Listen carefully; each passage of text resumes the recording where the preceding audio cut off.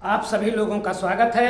और आइए आज हम लोग विटामिन बी कॉम्प्लेक्स के दूसरे सदस्य के बारे में पढ़ें।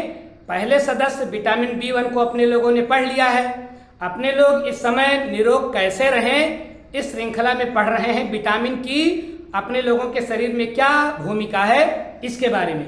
तो जल में घुलनशील विटामिन बी कॉम्प्लेक्स और विटामिन सी, इनके बारे में हम लोगों को पढ़ना है। तो विटामिन बी कॉम्प्लेक्स के पहले सदस्य बड़े भैया विटामिन बी1 के बारे में हम लोगों ने पिछले वीडियो में पढ़ा। आज आइए हम लोग विटामिन बी2 अर्थात बी कॉम्प्लेक्स के दूसरे छोटे भैया विटामिन बी2 के बारे में पढ़ते हैं। तो आइए देखें कि ये विटामिन बी2 क्या होता है, इसकी कमी से अपने लोगों के शरीर में कौन सी विकृति खड़ी हो जाती है और ये कौन सा भोज्य पदार्थ हम लोग खाएं तो विटामिन बी2 की पूर्ति हो जाए। तो आओ देखें भैया, विटामिन बी2 बुलाने वाला नाम क्या है? विटामिन बी2, लेकिन इसको कभी कभी विटामिन जी के नाम से भी जानते हैं। तो अगर अभी कभी आपसे पूछ लिया जाए कि विटामिन जी क्या है तो विटामिन बी2 ही विटामिन जी के नाम से जाना जाता है। कौन सा विटामिन? विटामिन जी या विटामिन बी2, दोनों एक ही है। इसका रासायनिक नाम है राइबोफ्लेविन। तो विटामिन बी2 का रासायनिक नाम राइबोफ्लेविन। क्या नाम?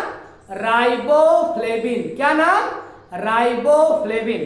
और भैया इसी को लैक्टोफ्लेविन भी बोलते हैं। तो राइबोफ्लेविन का एक नाम और क्या हो गया? लैक्टोफ्लेविन। क्या नाम पड़ गया? लैक्टोफ्लेविन। क्यों लैक्टोफ्लेविन नाम पड़ गया? क्योंकि विटामिन बी2 की सबसे पहले खोज दूध में की गई थी। किसमें की गई थी? दूध में। तो दूध में खोजे जाने के कारण विटामिन बी2 का एक नाम और क्या पड़ गया? लैक्टोफ्लेविन, राइबोफ्लेविन, विटामिन जी, विटामिन बी2 सब एक ही विटामिन के नाम है। भ्रमित होने की जरूरत नहीं है। कंफर्म हो गए? अब देखें इस विटामिन की खोज किसने की थी? इस विटामिन की मतलब विटामिन बी2 राइबोफ्लेविन की खोज किसने की थी? रिचर्ड कुहन ने। किसने की थी? रिचर्ड कुहन ने। विटामिन बी2 के खोजकर्ता रिचर्ड कुहन, नाम याद रखिएगा। चलिए आइए देख लें कि विटामिन बी2 या राइबोफ्लेविन किससे किससे बना है। तो भैया ये CHNO से बना है।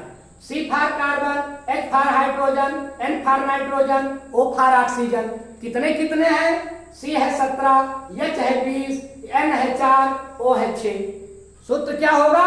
C17, H20, N4, O6। ये राइबोफ्लेविन का रासायनिक अणुसूत्र है। इसमें रासायनिक अणुसूत्र है। तो इन तत्वों से मिलकर के राइबोफ्लेविन बना है। आइए हम लोग देख ले कि अपने लोगों को प्रतिदिन कितना राइबोफ्लेविन चाहिए, मतलब कितना विटामिन बी2 हम लोग खाएं तो अपने लोगों का शरीर कई बीमारियों से बचा रहेगा।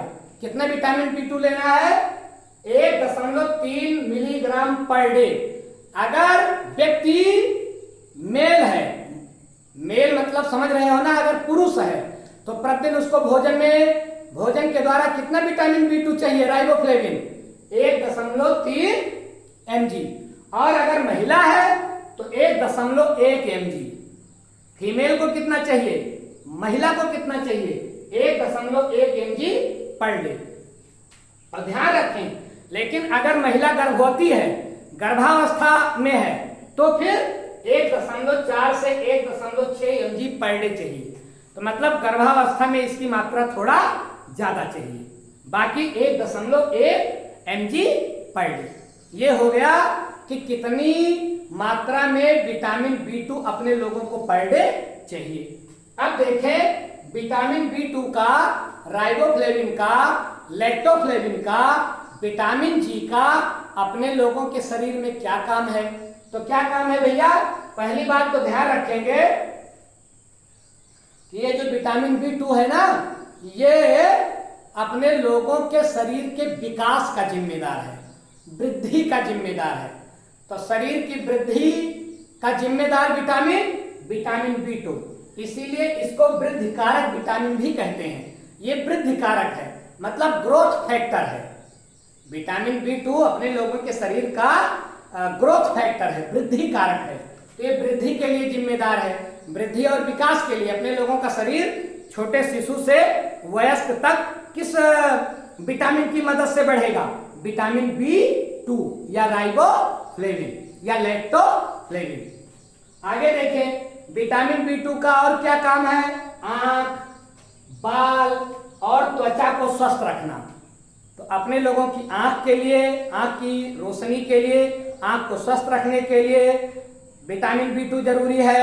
त्वचा को स्वस्थ रखने के लिए विटामिन B2 जरूरी है और बाल को स्वस्थ रखने के लिए विटामिन B2 जरूरी है। अब ध्यान रखें, इसकी कमी से कौन कौन सा रोग हो जाएगा?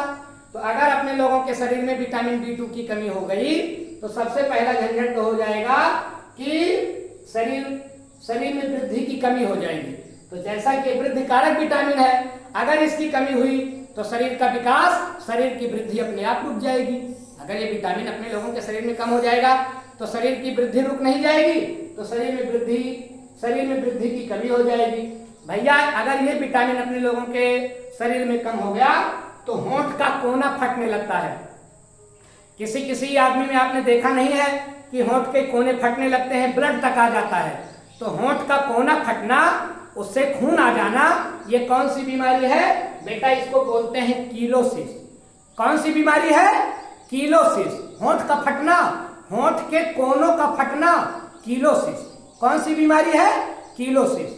आगे देखें, जीभ में सूजन, और अगर विटामिन B2 की कमी हो गई तो जीभ में सूजन भी आ सकती है। अपने लोगों की टंग में स्वेलिंग आ सकती है।